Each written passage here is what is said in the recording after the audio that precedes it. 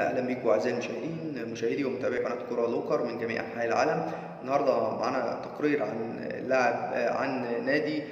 عن نادي العداله. نادي العداله هو نادي رياضي سعودي، نادي كره قدم سعودي محترف، يقع مقره في محافظه الاحساء في المنطقه الشرقيه بالمملكه العربيه السعوديه.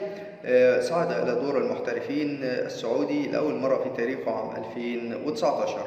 اللقب فرسان الواحة أو أبناء الحليلة تأسس عام 1984 منذ 39 سنة على ملعب الأمير عبد الله ابن جلوي في الأحساء السعودية.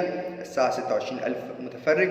الدوري دوري المحترفين السعودي. أما عن الإدارة فالمالك وزارة الرياضة السعودية، والمدرب جلال قادري. وبشكركم أعزائي المشاهدين، وأتمنى دايما إن انتم تتابعونا باستمرار وتشتركوا في القناة وتفعلوا زر الجرس عشان يوصلكم منا كل جديد وحصري عن أخبار النوادي العربية والأوروبية، وأيضا اللاعبين المصريين والدوليين. والسلام عليكم ورحمة الله وبركاته.